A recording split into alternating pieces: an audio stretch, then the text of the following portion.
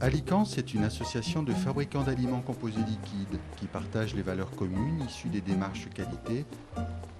Ils s'engagent à respecter les exigences de la charte Aliments liquides confiance, Alicance.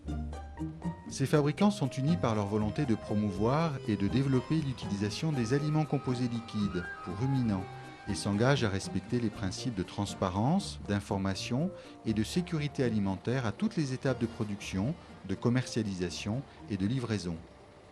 Ces fabricants communiquent ces valeurs par la lettre Alicance, qui donne régulièrement aux éleveurs, techniciens et prescripteurs toutes les informations relatives aux aliments composés liquides de qualité. Les aliments composés liquides sont essentiellement composés de mélasse, de solubles de fermentation issus de levurerie, de distillation, de fabrication d'acides aminés, d'urée pour certaines formules, d'oligo-éléments, de vitamines et de soufre. Sa grande originalité physique est sa haute teneur en matière sèche et sa densité élevée. C'est donc un produit fluide, sec et lourd qui coule à toute température, permettant ainsi une utilisation facile et une imprégnation parfaite de l'ensemble des fourrages grossiers. L'aliment composé liquide a 4 rôles essentiels. Une valeur alimentaire, il apporte des sucres solubles et de l'azote soluble très fermentescibles sans prendre de place dans le rumen. C'est un aliment à part entière. Une valeur digestibilité, l'aliment composé liquide améliore le fonctionnement de la flore ruminale grâce à l'apport simultané des sucres solubles, de l'azote soluble, d'oligo-éléments et de soufre. Une valeur ingestion, en améliorant la digestibilité de la ration, il augmente la vitesse de transit ruminal, ce qui augmente l'ingestion. De plus, il améliore l'appétence de l'ensemble de la ration par son effet sucré. Une valeur technologique, l'aliment composé liquide a un rôle de liant qui le rend indispensable dans une ration mélangée. Il permet de coller l'ensemble des fines particules aux fibres plus grosses, limitant ainsi le phénomène de trialose. De plus, c'est un excellent vecteur de distribution de l'urée. La livraison est effectuée par des citernes spécialisées. Elle se fait au volume, mesuré à l'aide d'un volucompteur. Le chauffeur fournit à l'éleveur un bon de livraison notifiant le volume livré, accompagné de l'étiquette du produit livré avec l'ensemble des garanties du produit. Le logo Alicance figure sur l'étiquette des produits répondant aux exigences de la charte Aliments liquides confiance. Bon, allez, à la prochaine. Bonne journée. Merci.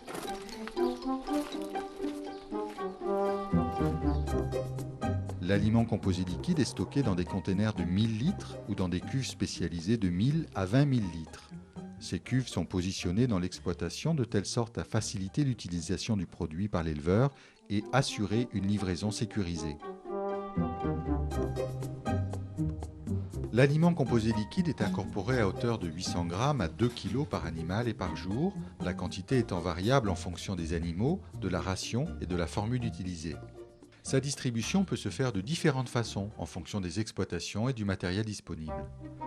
Dans les systèmes d'alimentation en ration mélangée, il permet d'homogénéiser le mélange, de coller les petites particules de la ration aux particules plus fibreuses, limitant ainsi le phénomène de tri des animaux à l'auge ainsi que les refus. Donc en mélangeuse, là, il y a eu une augmentation du lait, c'est clair et net, et du poids de carcasse aussi des taurillons, dû à l'ingestion, à l'incorporation de paille surtout, et pas de refus sur la paille. Pour incorporer l'aliment composé liquide dans une mélangeuse, plusieurs solutions existent. La cuve de stockage est placée en hauteur, permettant de déverser l'aliment composé liquide en utilisant la gravité. Aucune mécanisation est nécessaire. L'éleveur a juste à ouvrir cette vanne et contrôler la quantité distribuée grâce au système de pesée de la mélangeuse. Même l'hiver, avec 75 rations, avec les taurillons, ça met quoi, de 2 minutes, c'est assez rapide ça. Il est conseillé de placer le stockage de l'aliment composé liquide à proximité des autres aliments constitutifs de la ration afin de limiter les déplacements. Et après, on incorpore l'aliment liquide qui, lui, vient se mettre parfaitement au contact de la fibre, ce qui permet après au concentré de venir se coller dessus et d'avoir un mélange parfait, homogène. Alors, le chargement de l'aliment liquide, ça prend 3 minutes, 2 ou 3 minutes, c'est très rapide. On a une meilleure digestibilité du maïs. On le voit bien au niveau des bouses et du nombre de grains dans les bouses. Dès lors qu'on arrête, ça a tendance à remonter. L'hiver, quelle que soit la température, il n'y a aucun problème. L'aliment composé liquide peut être introduit dans la mélangeuse à l'aide d'une pompe. Un bac intermédiaire permet de doser la quantité à distribuer. La pompe reprend l'aliment et l'envoie vers la mélangeuse à l'aide d'un tuyau qui est lui-même relié à une rampe fixée sur la mélangeuse. Différents types de pompes existent. Des techniciens à Licence sauront vous conseiller en fonction de vos besoins. L'aliment liquide fait vraiment partie de la ration. C'est quelque chose qui est intégré au même titre que l'aliment de production. Alors toujours pour l'appétence bien sûr et aussi pour aider à dégrader les fibres pour que tout le maïs soit utilisé à fond au niveau de la panse et du rumen pour que ça soit bien dégradé. Elles ont repris du lait je pense avec ça et de l'état, surtout de l'état. Ça les aide à reprendre un peu de viande après le vélage, reprendre comme il faut pour avoir après une insémination qui soit correcte. On en met même pour les petites génisses maintenant, on fait une ration sèche. Le godet chargeur peut être utilisé pour incorporer l'aliment composé liquide dans la mélangeuse. Amener le godet à proximité du stockage et le remplir directement. Ensuite, il peut être déversé dans la mélangeuse. Il est conseillé de mettre de l'ensilage de maïs ou un autre fourrage dans le fond du godet avant d'y verser l'aliment composé liquide. De plus en plus présent dans les exploitations, le godet dessileur permet une utilisation simple de l'aliment composé liquide. En amenant le godet à proximité des cuves de stockage, l'éleveur peut remplir le godet soit directement en le plaçant sous la vanne de la cuve de stockage, soit en dosant les quantités à l'aide d'un seau. Pour moi, mon système me paraît simple.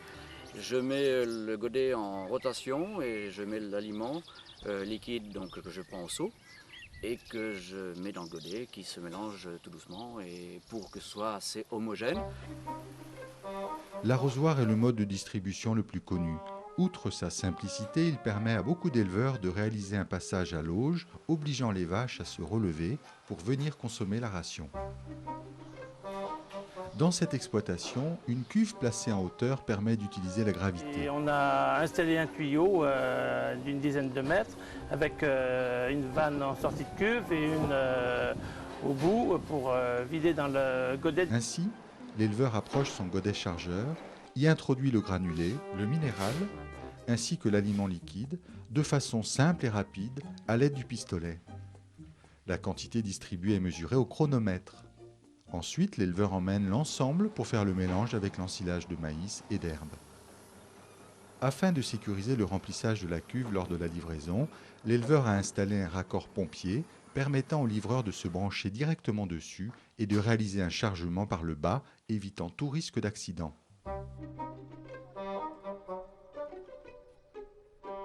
L'aliment composé liquide est appliqué sur la tranche de la balle à raison de 10 à 15% du poids du fourrage.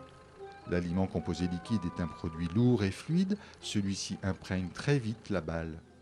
Afin d'éviter tout gaspillage, il est conseillé de poser la balle avec l'aliment liquide sur une autre balle pendant quelques heures. Le surplus d'aliments composés liquides passe dans la balle du dessous, évitant toute perte de produit.